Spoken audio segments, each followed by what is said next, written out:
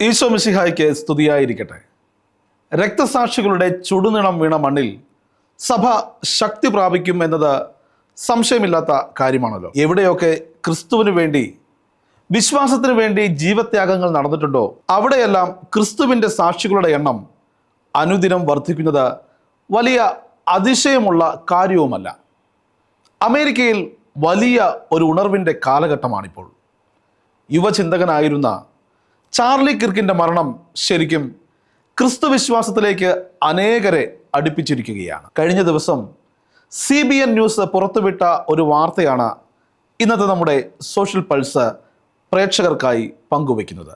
Utah Valley സർവകലാശാലയിൽ hope for America ക്രൂസൈഡിൽ ആയിരങ്ങൾ അണിചേർന്ന് യേശുവിനെ ആരാധിച്ചതായും ദൈവത്തിൻ്റെ പരിധികളില്ലാത്ത സ്നേഹത്തെക്കുറിച്ചുള്ള സന്ദേശം കേട്ട് നൂറുകണക്കിന് പേർ വിശ്വാസത്തിലേക്ക് കടന്നു വന്നതായും വാർത്തയിൽ രേഖപ്പെടുത്തിയിരിക്കുന്നു. കൺസർവേറ്റീവ് ക്രിസ്തീയ അവതാരകൻ ചിന്തകനുമായ ചാർലി കിർക്ക് വെടിയേറ്റ് കൊല്ലപ്പെട്ട സംഭവത്തിന് ശേഷം വെറും 2 മാസത്തിന് ശേഷം അതേ യൂട്ടാ വാലി സർവകലാശാലയുടെ മൈതാനത്ത് ആയിരങ്ങൾ യേശുവിൻ്റെ നാമത്തിൽ ഒന്നിച്ചു ചേർന്ന് കർത്താവിനെ ആരാധിക്കുകയും ദൈവസ്നേഹത്തിൻ്റെ പരിവർത്തന സന്ദേശം കേൾക്കുകയും ചെയ്തു എന്ന് CBN ന്യൂസ് റിപ്പോർട്ട് ചെയ്യുന്നു.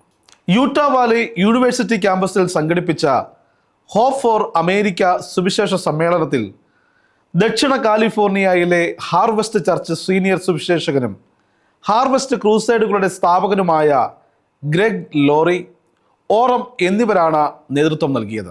ആയിരങ്ങൾ പങ്കെടുത്ത വചനവിരുന്ന് അത്ഭുതകരമായ വിജയമായിരുന്നു. ജനങ്ങൾ അത്രയും തുറന്ന മനസ്സോടും ആരാധനാ ഭാവത്തോടും സുവിശേഷത്തോടുള്ള പ്രതികരണത്തോടുമായിരുന്നുവെന്നും അനേകർ ക്രിസ്തുവിലേക്ക് വന്നുവെന്നും ലോറി എക്സ് സോഷ്യൽ മീഡിയ പ്ലാറ്റ്ഫോമിൽ കുറിച്ചിരിക്കുകയാണ്. CBN റിപ്പോർട്ട് ചെയ്തതുപോലെ ലോറി ഏറെക്കാലമായി വലിയ സുവിശേഷ ക്രൂസൈഡുകൾ നടത്തിവരുന്നതാണ്. 2027 ഒരു ഹാർവസ്റ്റ് ക്രൂസൈഡ് നടത്താൻ പദ്ധതിയിടുകയും ചെയ്തിരുന്നു. എന്നാൽ കിർക്കിൻ്റെ വധം കാര്യങ്ങളെ മാറ്റിമറിച്ചു.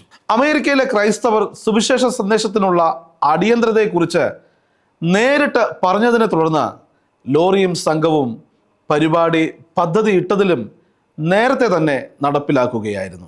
യൂട്ടാ ക്യാമ്പസിൽ നടന്ന ഞെട്ടിക്കുന്ന ദുരന്തത്തിന് ശേഷം അവിടെ സുവിശേഷം പ്രഖ്യാപിക്കണമെന്ന ആവശ്യം തൻ്റെ മനസ്സിൽ കൂടുതൽ ശക്തമായ പ്രേരണ ഉണ്ടായതായും ക്രിസ്തുവിൽ ലഭിക്കുന്ന പ്രത്യാശയുടെ സന്ദേശം ഇപ്പോൾ അമേരിക്കക്കാർക്ക് കൂടുതൽ ആവശ്യമാണെന്നും ലോറി വ്യക്തമാക്കുന്നു. ദുരന്തത്തിൽ നിന്നും ദൈവം സൗഖ്യവും ഐക്യവും നവോത്ഥാനവും കൊണ്ടുവരുമെന്നും തിന്മയ്ക്ക് അവസാന വാക്കില്ല, അവസാന വാക്ക് ക്രിസ്തുവിൻ്റെതാണ് എന്നും ഫോക്സ് ന്യൂസിനോട് ലോറി വ്യക്തമാക്കുന്നു. സുവിശേഷ യോഗത്തിൻ്റെ തുടക്കത്തിൽ ചാർലി കിർക്കിൻ്റെ ജീവിതത്തെയും വിശ്വാസത്തെയും പാരമ്പര്യത്തെയും അനുസ്മരിപ്പിക്കുന്ന ഒരു വീഡിയോ ട്രിബ്യൂട്ട് ആയി അവതരിപ്പിച്ചിരുന്നു. ചാർലി യുവതലമുറയോട് സംസാരിക്കാൻ കഴിവുള്ള വ്യക്തിയായിരുന്നുവെന്നും രാജ്യത്തിന്റെ കാര്യങ്ങളെക്കുറിച്ചും രാഷ്ട്രീയ വിഷയങ്ങളെക്കുറിച്ചും സംസാരിക്കുന്നതിനോടൊപ്പം വിശ്വാസത്തിൽ അദ്ദേഹം വളരെ തുറന്ന മനസ്സായിരുന്നു സ്വീകരിച്ചിരുന്നത്. തങ്ങളുടെ സുഹൃത്ത് ചാർലി കിർക്ക് ദാരുണമായി കൊല്ലപ്പെട്ടു.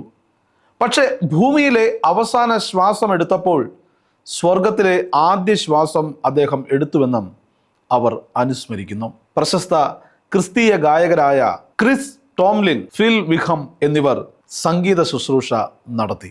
ചാർലി കിർക്കിന്റെ കൊലപാതകത്തിന് ശേഷം ടേണിംഗ് പോയിന്റ് USA-യിൽ അതിശയകരമായ വളർച്ചയാണ് കൈവന്നിരിക്കുന്നത്. യൂട്ടാ യൂണിവേഴ്സിറ്റിയിൽ സഹസ്ഥാപകനായ ചാർലി കിർക്ക് വധിക്കപ്പെട്ടത് മുതൽ വെറും 1 മാസത്തിനുള്ളിൽ ടേണിംഗ് പോയിന്റ് USA-യുടെ വിശ്വാസ ശാഖയായ ടേണിംഗ് പോയിന്റ് USA ഫെയ്ത്ത് രാജ്യവ്യാപകമായി ഇരട്ടിയിലധികം വളർച്ച നേടിയിരിക്കുകയാണ്.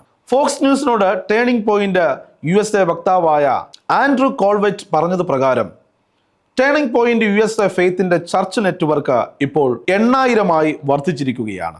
സംഘടനയുടെ ചരിത്രത്തിലെ ഏറ്റവും വലിയ വളർച്ചാ ഘട്ടങ്ങളിലൊന്നായി ഇത് കണക്കാക്കപ്പെടുകയാണ്. കഴിഞ്ഞ 1 മാസത്തിനിടെ 2 ലക്ഷം പുതിയ ക്രൈസ്തവരാണ് ടേണിംഗ് പോയിന്റ് USA-യിൽ ചേർന്നതായും സംഘടനയുടെ സോഷ്യൽ മീഡിയ അക്കൗണ്ടുകൾക്ക് 1000% വരെ വളർച്ച അനുഭവപ്പെട്ടതായുമാണ് റിപ്പോർട്ട്. ഫോക്സ് ന്യൂസിലുള്ള ദ സ്റ്റോറി എന്ന പരിപാടിയിൽ അവതാരകൻ ട്രേസ് ഗല്ലാഗറിനോട് സംസാരിക്കുകയാണ് കോൾവെറ്റ് ഇക്കാര്യം വ്യക്തമാക്കിയത്. ചാർലി കോവിഡ് കാലത്ത് ആരംഭിച്ച ടേണിംഗ് പോയിന്റ് USA വളർച്ച പരിശോധിക്കുമ്പോൾ സെപ്റ്റംബർ 10 മുമ്പ് തങ്ങൾക്ക് ഉണ്ടായിരുന്നത് ഏകദേശം 4000-ഓളം പള്ളികളായിരുന്നു. എന്നാൽ ചാർലി കിർക്കിന്റെ മരണശേഷം 4000 പള്ളികൾ കൂടി ചേർന്നു. അതായത് ഇപ്പോൾ ചർച്ച് നെറ്റ്വർക്ക് 8000-ആയി ഇരട്ടിയായിരിക്കും. സോഷ്യൽ മീഡിയ പ്ലാറ്റ്ഫോമുകളിൽ 1000% വളർച്ചയും 2 ലക്ഷം ആളുകൾ ടേണിംഗ് പോയിന്റ് USA ഫെയ്ത്തിന്റെ ഭാഗമാകാൻ രജിസ്റ്റർ ചെയ്ത് കാത്തിരിക്കുകയാണെന്നാണ് ഇപ്പോൾ പുറത്തുവരുന്ന റിപ്പോർട്ട്. ഇതെല്ലാം ചാർലി കിർക്കിന്റെ വിശ്വാസ പാരമ്പര്യത്തിന്റെ സാക്ഷ്യമാണ്. ടേണിംഗ് പോയിന്റ് USA ഈ വളർച്ചയെ ദേശവ്യാപകമായ ആത്മീയ നവോത്ഥാനമായാണ് കോൾവെറ്റ് വിശേഷിപ്പിക്കുന്നത്. നമ്മളെ സമീപിക്കുന്ന ആയിരക്കണക്കിന് വിശ്വാസികളിൽ നിന്ന് ലഭിക്കുന്ന സന്ദേശങ്ങളും അത്രമേൽ ഉത്സാഹജനകമാണെന്നാണ് അവർ സാക്ഷ്യപ്പെടുത്തുന്നത്. പലരും പറയുന്നു, ചാർലി തങ്ങളുടെ വിശ്വാസം വീണ്ടെടുത്തു, തങ്ങൾ വീണ്ടും ദൈവാലയത്തിലേക്ക് മടങ്ങുന്നു.